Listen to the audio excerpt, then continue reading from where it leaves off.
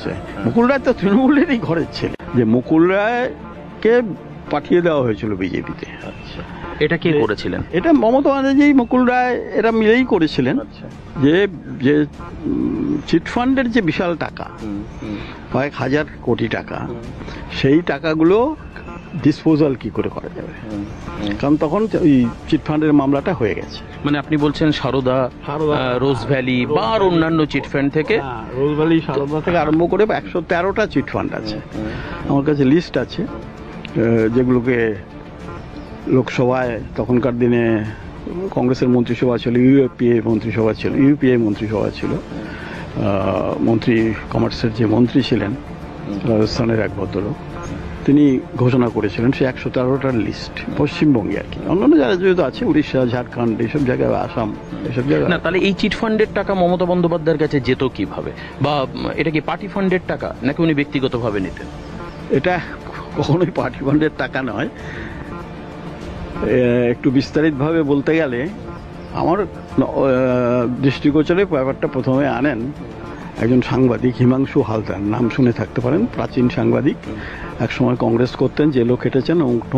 এখন উনি ওই একটা কোয়ার্টারলি পত্রিকা আছে কি বলে ওটা চালান। তিনি অসীমপদ চক্রবর্তী বলে ভয়েস অব আমেরিকার একজন প্রাক্তন সাংবাদিক, আর অঞ্জন বসু প্রতিদিন পত্রিকার প্রথম দিকের সম্পাদক, তাদের দুজনকে নিয়ে আমার কলকাতার বাড়িতে এলেন।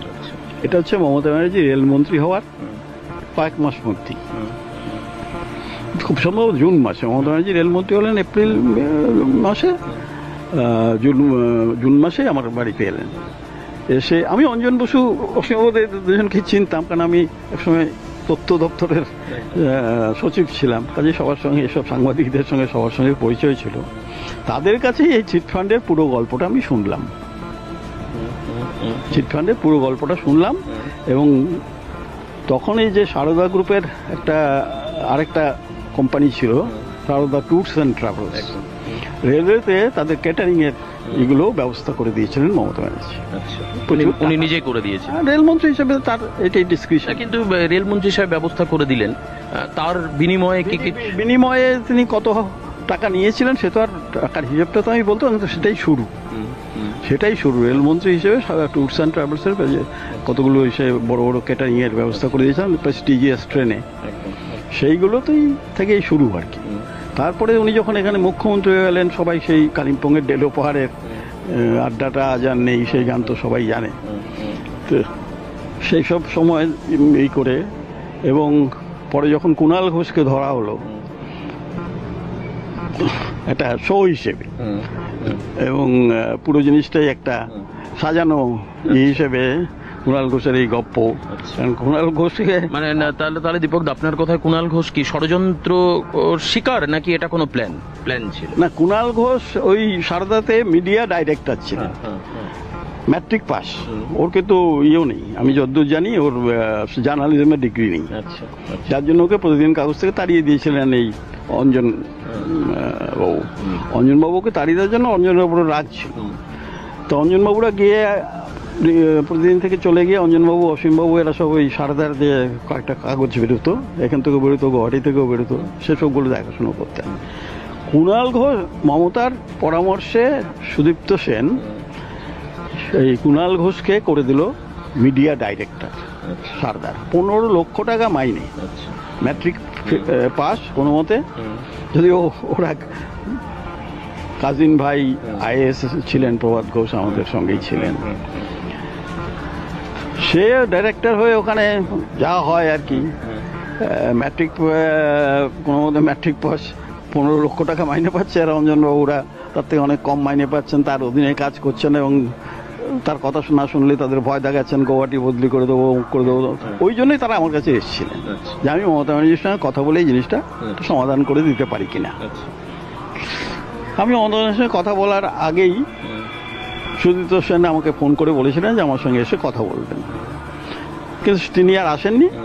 আর তারপরে আর অঞ্জনবাবুরাও আমার কাছে আর আসেননি, আমি ব্যাপারটা মোটামুটি আর আমি পরে আর হ্যান্ডেল করি। এই সূত্রপাতটা হয়েছিল। তারপরে যে মমতা ব্যানার্জি এখানে এলেন, এসে অ্যাম্বুলেন্স নিলেন, তার ছবি কিনলো সব চিটফান্ড কোম্পানির লোকজনরা, সেই সব ব্যাপারগুলো তো সব আপনি বলছেন যে ব্যক্তিগতভাবে মমতা বন্দ্যোপাধ্যায় বিভিন্ন চিটফান্ড থেকে উপকৃত, যে কথাটা কুণাল ঘোষও বলেছেন যে সব থেকে বড় বেনিফিশিয়ারি যদি কেউ থাকে, যখন ও জেলে ছিল তখন বলেছিল। হ্যাঁ, মমতা বন্দ্যোপাধ্যায় করেছিল। তা এই টাকাটা কি ওই ছবি বিক্রি করে বা ওনার লেখার কপিরাইট চিটফান্ড কিনেছে সেই টাকা, নাকি আন্ডার টেবিল আন্ডার টেবিল টাকাগুলো, আন্ডার টেবিল টাকাগুলো।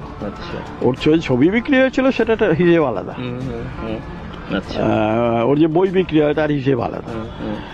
তো সেইগুলো ছাড়া এটা হচ্ছে আন্ডার টেবিল, আপনি যে কথাটা ইউজ করলেন, আন্ডার টেবিল টাকাটা যেটা নেওয়া হয়েছিল সেটাও কয়েক হাজার টাকা, এবং সেই টাকাটা রাখা হয়েছিল মুকুলে। কয়েক হাজার নাকি কয়েক হাজার কোটি টাকা আর কি, কয়েক হাজার কোটি টাকা।